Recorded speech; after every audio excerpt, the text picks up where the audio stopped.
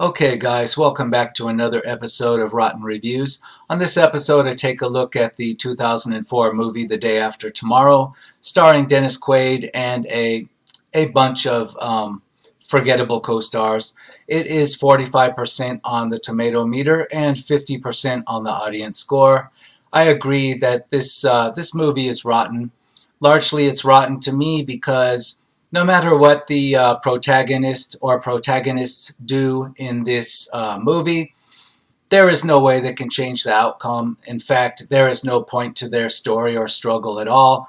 The message of the film is simply that, again, humans don't respect the environment, and Mother Nature, in the form of disastrous weather spawned by the Earth, must eradicate the humans and I guess teach us the lesson that we're not taking care of the environment. It's another preachy film. In fact, this film actually features a long drawn out opening sequence of CGI ice fields that were also used in the Al Gore documentary that I believe is nearly of the same name. In any case, this is like a collaboration between Hollywood and the Al Gore environmental profiteers.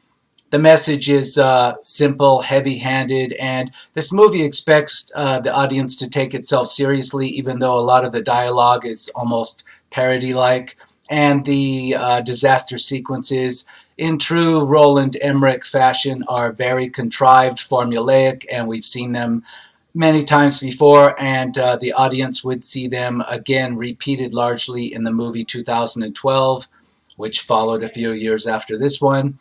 We can get right into the audience reviews and find out if this film has aged as badly as I think it has. We have the first review right off the bat from 5 days ago, 2.5 stars. At the end, seeing Canada completely wiped off the map, you wonder why they didn't even get a mention in the film.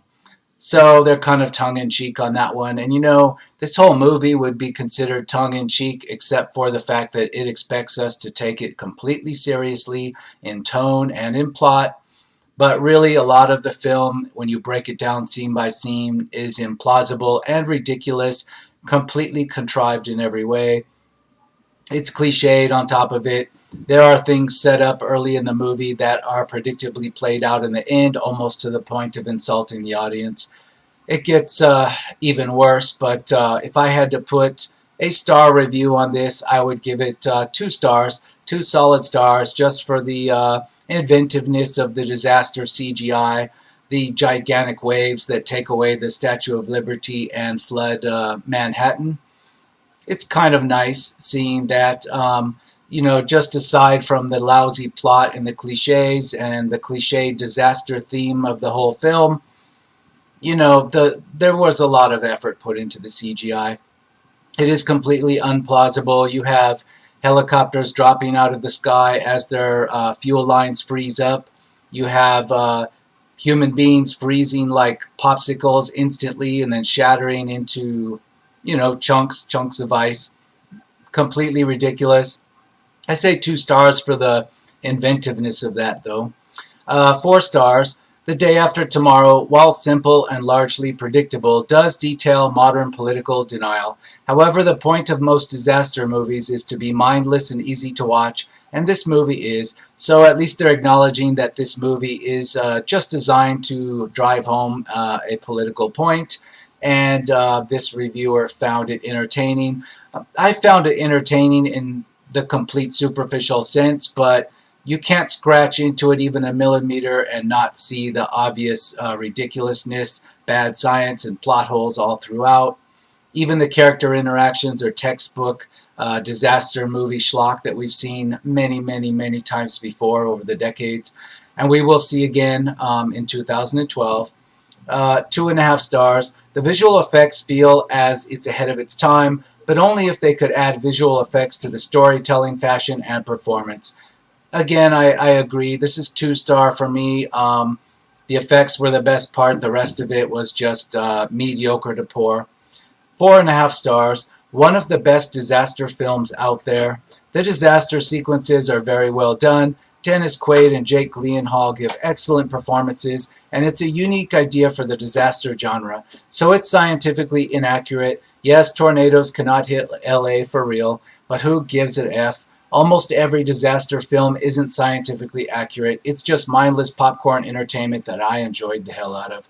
I think they're giving this movie too much credit. It's not nearly as enjoyable as all that. It is slightly better than the much bigger budget movie with Dwayne Johnson, in which he's a Coast Guard helicopter rescue pilot that saves the day in an equally over the top and unrealistic disaster on the west coast of the U.S. It is better than that movie. I'll give it that. 4 stars. It was a really good and educative film on the dangers of global warming.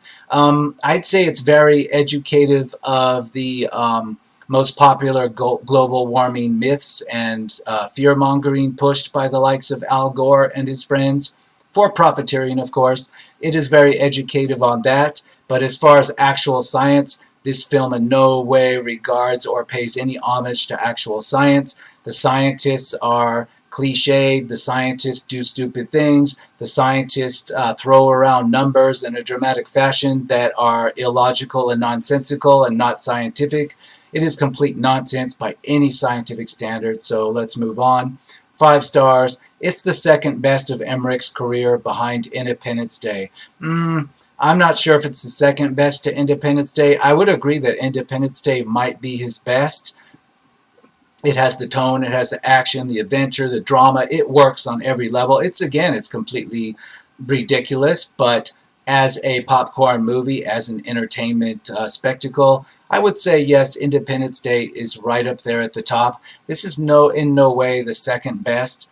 I would say that even his lesser known crazy and over-the-top soldier movie with Van Damme, Universal Soldier, I would put that ahead of this. More entertaining, more inventive, and more believable, actually, than this film. 3 stars. Interesting enough to watch, and the special effects are very well made, but not too exciting or emotionally appealing. Well, that's the funny part. This movie really does try to be emotionally appealing. It has every type of cliched character coming together at the end to create all this corny drama. It fails largely. It's interesting to watch, but you don't feel the sense of drama, wonder, or tension that the director was obviously trying to create. It comes across as very shallow and just visually exciting, if that. 4.5 stars. If the wolves weren't in it, I'd give it a full 5. I think this reviewer is referring to a scene in which, at the beginning of the film, we show a pack of wolves have escaped from the New York Zoo. Then, many, many minutes later into the film, towards the last act, the wolves appear again on the frozen wastes of New York and pose a threat to the protagonist. And it's almost so far separated in the plot that we've forgotten where the wolves came from to begin with. It's nonsensical, just like seeing giant cargo ships floating around between the skyscrapers of Manhattan, obviously in positions that they couldn't have squeezed through between the openings, in the space they had to get there. Complete nonsense just for visual spectacle, but on the most cursory examination of the logic falls flat. The wolves fall flat too. On my first watching, I forgot where they had even come from, even though Emmerich did set them up in the beginning. I guess they're just making a comment on how schlocky it really is. Again, when you see some of the stuff that looks cool and then you just put the smallest thought to how it could have happened, it fails. Even to a 12-year-old, it would fail just by eyeballing it. 5 stars. This is still one of my top movies to watch. Well, I don't know why you haven't chosen 2012 or Independence Day, because they're both by the same director and they're both superior to this in many ways. I think 2012 is completely rotten, but it is superior to this in that it's different enough to be more watchable, and it's got crazier, cringier stuff in it that's worth watching again. For example, Woody Harrelson's character in 2012 is almost comedic. I think that's more watchable, though, entertainment for a second viewing than this film is. Certainly Independence Day is, as corny as that is. 2 stars. The visuals look great, and the sequences where people have to run from natural disasters are tense, but that can't save The Day After Tomorrow from bad dialogue, stilted acting, No disrespect towards Jake Gyllenhaal, but he looks lobotomized half the time. Scientific inaccuracies to prevent students from using this movie to cheat on their homework, and dialogue overflowing with narm. It's also shockingly boring. I know Independence Day was a tough act to follow for Roland Emmerich, but they seem to treat this, yeah, Independence Day is a better entertainment vehicle by any stretch of the imagination. This reviewer is talking about the implausibilities of what's going on, and I'll bring up some things like, for example, Jake Gyllenhaal, on one hand, is wanting to call his dad from a payphone or his mom, I can't remember which. He does so, but the payphone's submerged underwater most of the way, but he's still able to use it to talk to her. Things like that that are completely illogical, that the movie expects you to take seriously in a dramatic fashion. That's just the tip of the iceberg, literally. There are so many things wrong with this, just within the movie logic, within what we know of science, that makes no sense. Also, the students, for example, they are running. I mean, the director does want to create tension, so he has the students running from actual ice particles that are freezing up in the hallway in the top floor of a museum or a library. And as they run down the hallway towards a room with a fireplace and a lit fire, and slam the doors closed behind them, the ice crystals are forming along the ceiling and the walls, almost like some alien force chasing them. And somehow we're expected to believe that these super, almost absolute zero cold temperatures that are killing people instantly right outside those wooden doors of inside this library, that's all kept at bay just by a small fireplace with a fire going on in it. And the same thing happens when two other characters, Dennis Quaid, one of them, they are scientists out on the frozen wastes in Manhattan, and they are surviving inside a flimsy little two-man tent with all their warm weather gear taken off, and they're just sitting there having a conversation. But the same cold has frozen human bodies solid so that they explode into chunks of ice just, right outside the flimsy walls of their tent. It's so ridiculous and over the top, yet the movie expects it to come across as completely serious, and we're to take this completely seriously and regard this movie as a scientifically backed message on the dangers of global warming. At the same time, complete ridiculousness. 3.5 stars, a little over the top, but it's a fun ride. It could be a fun ride the first time if you don't think about it at all, but it's not just a little over the top, it's a little crazy over the top. And remember, people were pushing this movie off at the time as some kind of proof of the dangers of global warming. And in fact, there are testimonials online about students who were in high school and junior high that were forced by their teachers to watch this movie as an educational film in class instead of actually studying in their science textbooks.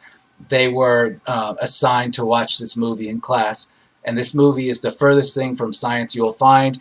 It's just pure Hollywood propaganda, but yet teachers, science teachers no less, expected their students to watch this film. That's how ridiculous this film takes itself as being a serious piece of scientific literature. But at the same time, it's just a fun, enjoyable popcorn flick, right? It's completely ridiculous. 4.5 stars.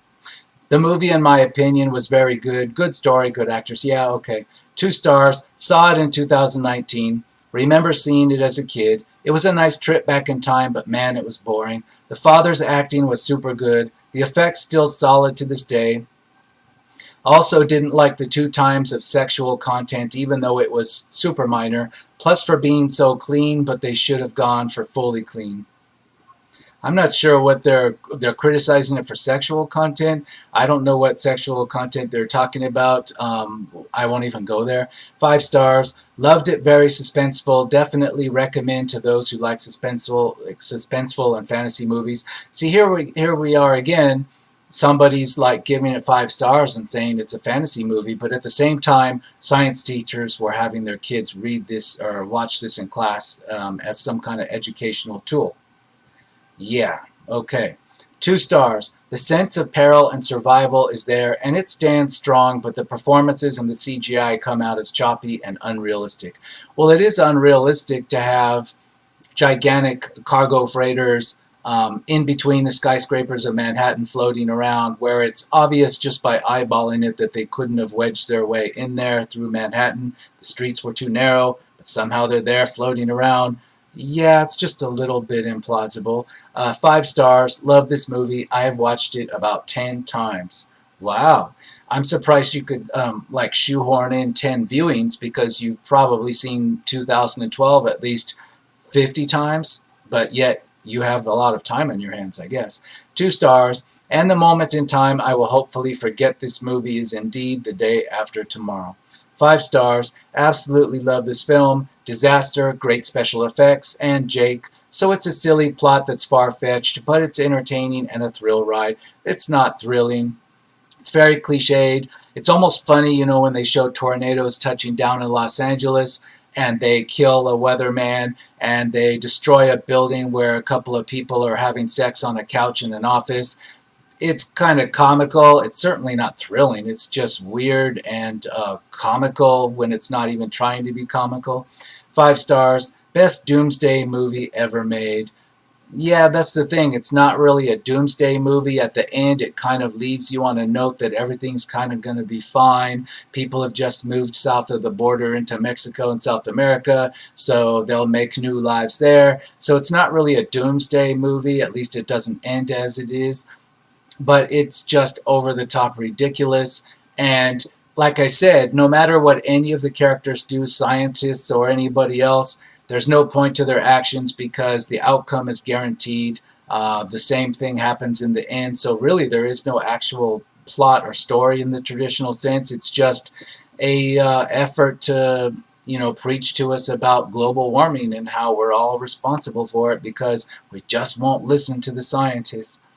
2 stars. An engaging and quick-paced disaster movie. Roland Emmerich ruins his most popular disaster movie in years with awful shaky camera work and few interesting shots. The poor stereotypical writing gives little plot other than to set up cool frozen set pieces. I'll agree with that. It's very cliched. The whole thing's just a setup that Roland Emmerich wanted to show you that Manhattan would be completely frozen, so frozen that it would be like you're in Antarctica with skyscrapers. He just needed that to happen at the end, and everything in the movie was just designed to bring about that outcome. Didn't matter what the characters did, that's the outcome Roland wanted to see, and that's what we got. Little to no characterization leaves the audience forgetting every character's name, let alone their personality. The thing I found most surprising with The Day After Tomorrow was that almost every scene has CGI layered on with amateur green screen. Yeah, but that's classic Roland Emmerich. He hasn't so much learned new tricks since his first movies. He's just learned how to do the same old types of things, but with a much higher budget each time. Yeah, it's nothing new. We've seen it all before. 5 stars. It was a great movie. Climate change and its effects in this movie make it feel so real. The characters in the story also help immerse you in the movie. I don't believe it deserves such harsh criticism. It was probably not because of the movie, but because of its topic, climate change, which inspired people to discredit the movie. I would highly recommend watching the movie. The scientist characters in the movie, the science portrayed in the movie, and the events that happen in the movie are enough to discredit anything real in this movie. But taken as a fantasy, yeah, it's got entertaining aspects. But if you think this is some credible climate change science you're seeing, you are in the fantasy realm now. This is like taking Star Wars as a credible look at viable human space travel. That's how ridiculous that is. 5 stars. I think this is the best of all disaster movies Hollywood has made so far. This is written in August of 2018, so obviously they haven't seen 2012 because that's clearly a better disaster movie. I mean, I'm not saying it's a better movie, but as a disaster movie, it is better. It's more entertaining. You get more disaster. 3.5 stars. Mother Nature is about to clean house, big time. Her cleaning equipment of choice is a harsh one, climate change. Even a decade later, this is still a decent watch. Well, actually in the movie, nature didn't really clean house or clean anything up. I mean, would you consider cleaning your house just to be lowering the thermostat so that ice crystals cover everything? No, your house is still dirty just like it was before. Now it's just cold and dirty. I don't get how you're saying that Mother Nature cleaned anything up here. 5 stars. Best movie ever made. That's your special opinion. 3.5 stars. Despite the obvious propaganda, The Day After Tomorrow is still an enjoyable disaster adventure. The story moves along fairly smoothly.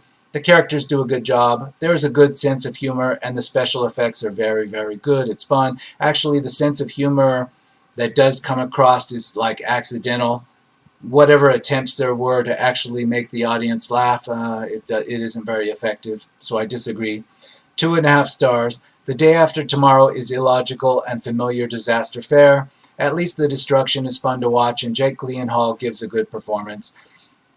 Yeah, the destruction's fun. There are some cool concepts, particularly the helicopters dropping after they freeze, the pilot freezing instantly when he opens the door to breathe the air. Completely improbable and ridiculous. There's a scene in which one of the climate scientists is relaying from a computer model on his computer that the temperature is, quote, dropping 10 degrees by the second.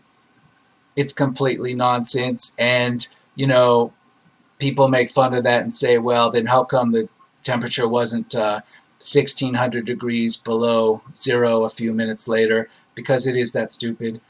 4 stars. Good but sad movie at the same time. I'll agree it's sad because no matter what anybody does in the movie, the outcome is still guaranteed. So again, there's not really a plot here. Nothing changes. Nothing can change the outcome of the story, so you don't have a real story, do you? 3 stars. Pretty decent movie. I'll disagree. 1.5 stars. The only thing good about this movie was Quaid's acting, which is as solid as ever. I completely disagree. The first time I watched it, I might have gone along with that. He did a passable job, but I watched it a second time, not by choice. I just happened to come across it playing on cable a few times, and I watched his performance, and he comes across really shitty as a scientist giving lectures. No, he was miscast. They should have picked somebody else. He wasn't like a complete disaster, but no, he wasn't very convincing. You see it the second time, you can tell he wasn't the right person for the job. 1.5 stars. Let's continue. No one with more than a fourth grade education could take the plot seriously. Yeah, I'll acknowledge that. Even fourth graders, a lot of them are smarter than this. They would see plot holes right away. They would also see things like the cargo ships floating in between buildings where they couldn't possibly have passed between those buildings because they're simply too large. That stuff's just, you could eyeball it and see it's a gigantic plot hole. 4 stars. A surprisingly good film. I don't know what you were expecting. 0.5 star. Worst movie ever made. 3 stars. The southern states having to evacuate to Mexico and Mexico closing the border. Great irony. That earned this movie an additional 2 stars just for that scene. You know, I'll agree with that. It was funny at the time. That was one funny, ironic thing in the movie. It was inventive. It's just too bad the rest of the movie wasn't like that. It didn't have funny stuff to say like that because it made a point very well back in 2015. Now this review's from 2018, so it seems even more relevant. But yeah, I'll give it a plus for that. But, you know, they should have had more writing like that, and then we wouldn't be discussing this on Rotten Reviews. 1.5 stars. Stale acting, mediocre visuals, and unlikable characters completely tear this movie asunder. The movie relies on overused cliches to hold together its remarkably thin storyline, making one-faced characters that are completely unrealistic. Most of the film just drags on, reaching a few high points dominated by tornadoes or tidal waves that are so badly executed that they leave very little effect on whoever is watching. Well, I'll say one thing, they're right. The tidal wave hitting Manhattan, it doesn't have that much of an effect, even on the first viewing, because people had seen that in the trailer. A lot of the trailer had given away those effects. That whole thing had been shown many times to people before they ever set foot in the theater. So when you saw it in the theater, the tidal wave going over the Statue of Liberty, you were already expecting this at some point because you had seen it in the trailer. So again, I've said this before, sometimes the trailers actually sabotage a lot of the punch that the movie would have otherwise had. 0.5 star. This movie was terrible. The acting was subpar. The writing, even worse. I know it's a movie, but just so incredibly unrealistic. I know you can't make an accurate movie about the Earth returning to the Ice Age, but this was garbage. 2 hours long, too. I do not recommend watching no matter how bored you are. Well, I'll disagree. You could make an accurate movie about the Earth returning to the Ice Age, but you couldn't have it all happening in one evening. That's the ridiculous part. If you wanted to make some epic saga that took place over long periods of time, sure. But no, this movie is saying that one day the climate scientists are saying everything's fine, but we better watch out for the environment. And then within a few hours, all of a sudden we're going into the ice age. That's the ridiculous part. It's not the premise. It's just that Roland Emmerich wants to tell you this is all going to happen in an afternoon, and by nightfall we'll be in the ice age. It'll all be frozen, and we'll have to live in Mexico or south of there. That's really the stupidity there. 3 stars. Sure, it can be stupid, but it's a lot of fun and very entertaining. Not really. 2.5 stars. See how it's done. The Day After Tomorrow, it's high on VFX, explosion, drama, and survival nature, but at the end it is just pointless if these are the only thing that a movie is dependent on. Yeah, I'll agree. It's there for a spectacle. If you watch this just to see the spectacle, okay. But even by 2018, it's looking a little dated, so I don't even know if it's worth that anymore. 5 stars. Where Will You Be the Day After Tomorrow is a fun action movie. I enjoyed it. Where Will You Be? I think that was part of the marketing or the trailer marketing where, they asked, the voiceover announcer would ask in an ominous voice, where will you be the day after tomorrow? Well, you'll be at home wondering why you wasted your time on a movie that you can't even remember most of what happened. 2.5 stars, not English. 2 stars, not English. Okay, but I'll say I agree. 2 stars, 1.5 stars. 3.5 stars. A pretty entertaining movie for the most part, but a lot of things do not work. Yeah, like almost anything requiring any type of logic at all, it doesn't work. 3.5 stars. Its visuals are dazzling, but its script is kind of a hot mess, but I was dazzled. 4.5 stars. This was awesome. 5 stars. One of my absolute favorite films of all time. This is in 2017 now. 4 stars. This movie is more like a parody of all the natural disaster movies of the time. This is why the situations are so over the top and why the effects aren't always the best. It's enjoyable and worth a watch. I don't know. This came out before, or no, yeah, this came out before 2012 by a few years. 2012 really went over the top. That's where Emmerich really shined. That's where he got such a budget that he could just go hog wild and end us all, end the whole planet the way he wanted. That's worth watching for the spectacle a lot more than this one is. 3.5 stars. It was an okay movie for 2004. The acting was a bit chunky, but the visuals make up for it. Or the acting was a bit clunky. Yeah, Dennis Quaid's acting, it wasn't great. When you see it the second time, he doesn't come across as a climate scientist speaking to people. He comes across as somebody reading his lines like he's memorized a lot of it and is still trying to struggle to remember how he's supposed to present it. He's thinking about it too hard. Yeah, Dennis Quaid, clunky. 2 stars. Okay, first off, this is an intense dark with storms and a tornado. It seems creepy. It all takes place in LA. No, it doesn't. To me, I don't recommend kids watching this, and I'm not a fan of this movie. Yeah, little kids might have been scared by this, but no, it doesn't take place in LA. There's a little bit of it that does, but most all of this is set on the East Coast. 3.5 stars. A fun disaster movie that had good character building along with the pearl and thrills.